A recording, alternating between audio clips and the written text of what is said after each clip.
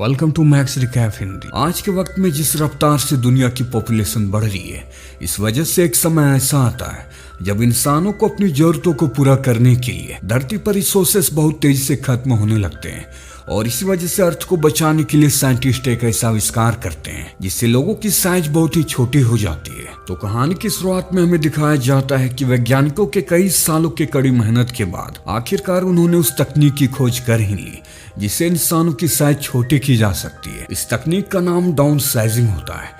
इस तकनीक के इस्तेमाल से किसी भी इंसान की साइज 5 इंच तक की जा सकती है। डाउन साइजिंग को इसलिए बनाया गया क्योंकि पॉपुलेशन बहुत ही तेजी से बढ़ती जा रही थी और इस वजह से नेचुरल रिसोर्सेस भी तेजी से खत्म हो रहे थे। अब लाजमी है कि इससे अर्थ को भी बहुत खतरा था, इसलिए साइंटिस्ट ने इस तकनीक को बनाया क्योंकि अगर इंसान छोटे रहेंगे तो रिसोर्सेस भी कम खत्म होंगे बड़े इंसानों की तुलना में। लेकिन इस तकनीक के इस्तेमाल की कुछ खामियां भी थे कि जो भी एक बार भी डाउन साइजिंग को अप्लाई कर छोटा हो गया वो दोबारा से वापस कभी भी बड़ा नहीं हो सकता और उनके आने वाले जनरेशन भी छोटे ही रहेंगे जैसे कि वो हैं। अब इस तकनीक की बात पूरी दुनिया भर में फैल जाती है। कुछ लोग इससे बहुत खुश होते हैं तो कुछ इसका विरोध करते हैं। जिन्हें जिन्हें इस तकनीक में दिलचस्पी होती है वो अपने आप पर इस तकनीक को अप्लाई करते हैं और छोटे हो जाते हैं। छोटे हुए सभी लोग अपनी जिंदगी में बहुत खुश होते हैं। इसके बाद हमें एक कपल को दिखाया जाता है। यह ऑड्री और उसका पति पॉल है। ये अपनी जिंदगी में काफी परेशान होते हैं। इनकी माली हालत बहुत ही खराब होती है। फिर एक दिन इन्हें भी इस तकनीक के बारे में पता चलता है और अब ये भी इस तकनीक को अपनाना चाहते हैं, पर फिर कुछ चीजों को सोचकर ये इसे टाल देते हैं। पॉल की जिंदगी में आए दिन नई नई मुसीबतें आती ही जाती है। उनकी परेशानियां पहले से भी ज्यादा बढ़ चुकी होती है। फिर एक दिन ये एक पार्टी में जाते हैं जहाँ ये अपने एक दोस्त और उसकी वाइफ को देखते हैं जो इसी तकनीक को यूज करते हुए छोटे हो चुके थे और अपनी जिंदगी बहुत ही अच्छे तरीके से बिता रहे थे। वो इस पार्टी में एक छोटे से ग्लास बॉक्स में आते हैं और लोगों को अपनी छोटी जिंदगी के बारे में बताते हैं। पॉल अपने फ्रेंड से इस बारे में काफी बात करता है। ब्रिक बताता है कि मैं डाउन साइजिंग को अप्लाई कर आज अपनी जिंदगी में काफी खुश हूँ। पहले जब मैं बड़ा था तो मेरी लाइफ में काफी प्रॉब्लम्स थी, पर आज मैं उतना ही खुश भी हूँ। मैं कहीं भी प्लेन में, ट्रेन में या किसी से भी कहीं भी जाता हूँ तो हमें फर्स्ट क्लास का टिकट मिलता है। और पहले जब मैं बड़ा था या पहले हमारी प्रॉपर्टी काफी कम थी, लेकिन अब देखो हमारी प्रॉपर्टी काफी ज्यादा हो चुकी है। ये सुनकर पॉल और उसकी वाइफ दोनों काफी इंप्रेस हो जाते हैं। अब उन्हें इस तकनीक पर काफी भरोसा हो जाता है कि इसी से उनकी भी जिंदगी बदल सकती है जैसे कि उसके दोस्तों की हुई। वो तय करते हैं कि वो इस बार डाउन साइजिंग को अप्लाई जरूर करेंगे। इसके बाद अब दोनों डाउन साइजिंग के एक सेमिनार में जाते हैं ताकि वो इस बारे में और ज्यादा जान सके। सेमिनार में बताया जाता है कि जब वो छोटे होंगे तो उन्हें इससे कितने फायदे होंगे। सबसे पहले तो उनकी प्रॉपर्टी काफी ज्यादा हो जाएगी जिनकी कीमत भी काफी ज्यादा होगी। और ये कि जैसे कि आप अभी बड़े हो तो आपका एक बिस्किट से काम नहीं चलेगा, लेकिन जब आप छोटे होते हो तो पेट भरने के लिए एक बिस्किट ही काफी होगी जिससे आप एक बिस्किट का पैकेट कई दिनों तक चला पाएंगे। यानी कि आपके खाने की प्रॉब्लम सॉल्व होती है। अब एक लेडी पॉल की प्रॉपर्टी देखकर उसे बताती है कि जब आप छोटे हो जाएंगे तो आपकी प्रॉपर्टी 200 मिलियन की हो जाएगी, जिसे सुनकर दोनों काफी खुश हो जाते हैं।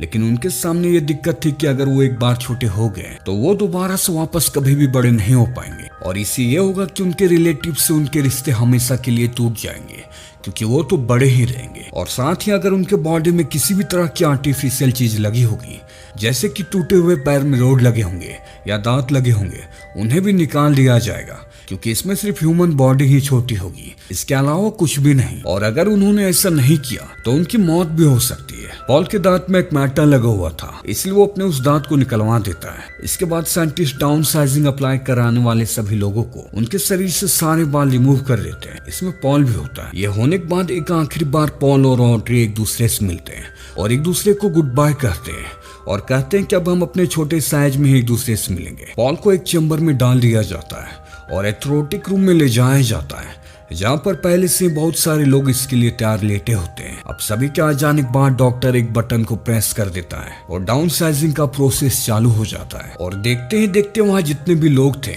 वो सब के सब छोटे हो जाते हैं। पॉल छोटा होकर अपने बिस्तर पर लेटा होता है। तभी एक नर्स उसके पास एक बिस्किट लेकर आती है, पर पॉल बिस्किट नहीं खाता। उसे अपनी वाइफ ऑड्री की चिंता हो रही थी इसलिए वो उससे कॉल लगाता है, पर जैसे ही वो कॉल लगाता है उसे पता चलता है कि उसकी वाइफ ने छोटे होने का इरादा बदल लिया है। दरअसल जब ऑड्रे के बॉडी से हेयर रिमूव किए जा रहे थे तभी उसे अपने रिलेटिव्स की याद आने लगती है। उसे एहसास होता है कि वो आज के बाद कभी भी अपने रिलेटिव से नहीं मिल पाएगी, इसलिए वो इस प्लान को कैंसिल कर लेती है। पर पॉल तो अब छोटा हो चुका था, वो अब दोबारा से बड़ा नहीं हो सकता था, इसलिए उसे ऑड्रिन पर बहुत गुस्सा आता है। वो ऑड्रिन को मनाने की बहुत कोशिश करता है पर ऑड्रिन उसकी नहीं सुनती और इस वजह से दोनों एक दूसरे से अलग हो जाते हैं। अब पॉल अपनी जिंदगी बिताने किसी दूसरे जगह चला जाता है और ये जगह खास डाउन साइजिंग अपनाने वाले लोगों के लिए बनाई गई होती है। यहाँ पर सिर्फ छोटे लोग ही होते हैं, छोटी गाड़ियाँ, छोटे रोड, छोटे घर, यहाँ की तमाम चीजें छोटे लोगों के मुताबिक ही बनाई गई होती है। पॉल अपने बड़े से घर में अकेला रहने लगता है। उसकी जिंदगी मानो कि और भी ज्यादा खराब हो चुकी थी। उसके कोई भी दोस्त नहीं होते, वो अकेला ही बेजिंदगान जिंदगी जीने लगता है। पॉल को बहुत पछतावा होता है कि आखिर उसने ये डिसीजन लिया ही क्यों। वो सोचता है कि काश वो पहले जैसा एक बार बड़ा हो पाता और ऐसे ही काफी समय बीत जाता है। पॉल ने अपनी वाइफ को डाइवोर्स दे चुका होता है ताकि वो अपनी लाइफ नए सिरे से चालू कर सके। फिर एक दिन पॉल न्यूज देख रहा होता है जहाँ वो देखता है कि अमेरिका से एक बॉक्स भेजा गया था जिसमें 15 लोग डाउन साइजिंग को अप्लाई कर यहाँ आ रहे थे, लेकिन किसी कारण उनमें से 14 लोगों की मौत हो गई और सिर्फ एक लड़की ही जिंदा बची। रात को पॉल एक पार्टी में जाता है जहाँ वो कई दिनों बाद अच्छे से एंजॉय करता है और आकर सो जाता है। अगली सुबह जब वो उठता है तो वो अपने घर में उसी लड़की को देखता है जिसे उसने न्यूज पर देखा था। वो लड़की उसके घर को साफ कर रही होती है और फिर उसके लिए खाना बनाती है। दरअसल उस लड़की का कोई भी अपना घर नहीं होता और पॉल भी यहाँ अकेला ही रह रहा था, इसलिए उसे पॉल के पास भेज दिया गया। अब दोनों एक दूसरे से काफी घुल मिल जाते हैं और धीरे धीरे दोनों एक दूसरे को पसंद भी करने लग जाते हैं। वहीं पर हमें एक स्लम एरिया को दिखाया जाता है। यहाँ भी छोटे लोग ही रहा करते थे, पर ये वो छोटे लोग थे जिन्होंने इस तकनीक का इलीगल तरीके से इस्तेमाल किया, इसलिए उन्हें इस तरह से रहना पड़ रहा था। यानी कि लीगल तरीके से छोटे होने वाले लोगों को किसी भी तरह की सहूलियत नहीं दी गई, उन्हें किसी भी तरह का फायदा नहीं हुआ। जैसे वो पहले रह रहे थे, आज भी छोटे होने पर उनकी जिंदगी नहीं बदली, उन्हें अब भी उसी तरह से परेशानियों का सामना करना पड़ रहा था। इसके बाद पॉल अब नॉर्वे जाने का फैसला करता है क्योंकि वहीं से इस तकनीक की शुरुआत हुई।